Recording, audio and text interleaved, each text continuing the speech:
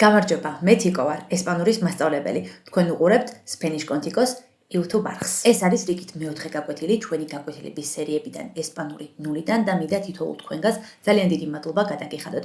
თუ ახლა მიყურებთ და გამოწერილი არ გაქვთ ჯერ ჩემი გვერდი, ძალიან გთხოვთ რომ გააკეთოთ ეს, გამოიწეროთ ჩემი გვერდი, ამით ძალიან მეხმარებით. ახლა კი დავიწყოთ მომდევნო გაკვეთილი.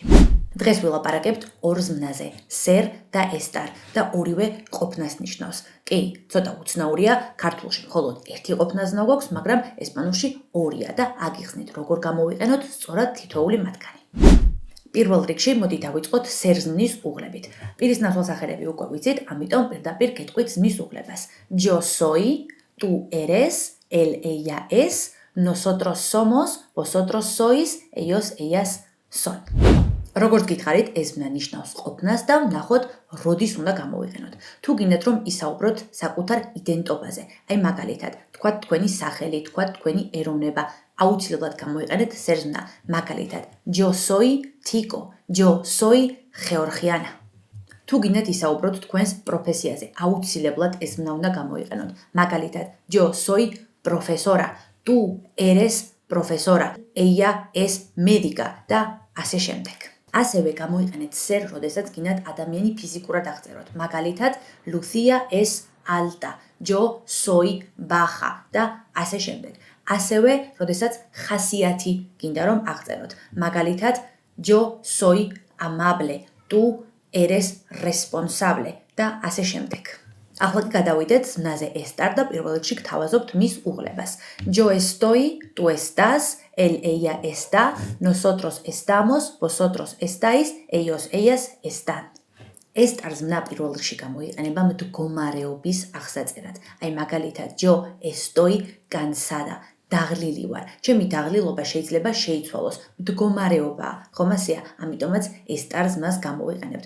მაგრამ ჩემი ქართველობა არ შეიცვლება. Soy Georgiana, pero estoy cansada. მიმიხვდით ხო? მდგომარეობა აუცილებლად ესტარ ზმნით უნდა გამოვხატოთ.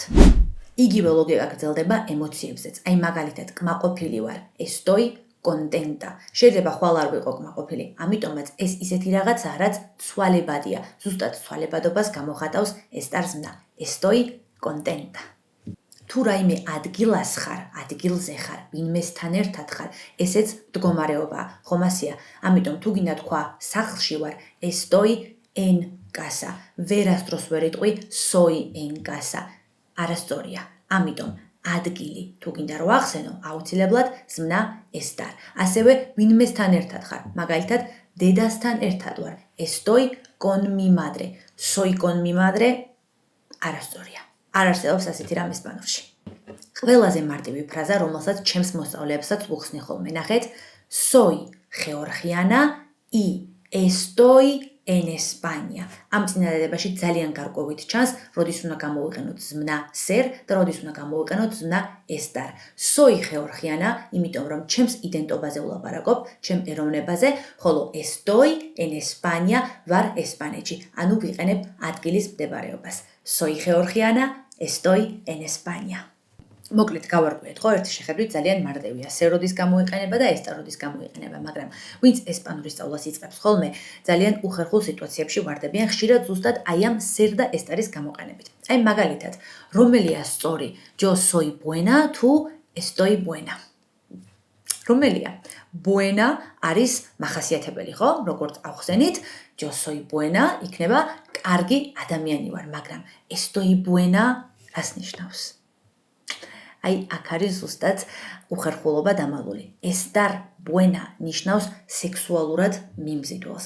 ამიტომ ძალიან დიდი მნიშვნელობა აქვს ადამიანს ეტყვი eres buena თუ estás buena. ამიტომ თუ ვინმე მეკითხება bueno რას ნიშნავს, მე ყოველთვის ჩავეკითხები ხოლმე ser bueno თუ estar bueno.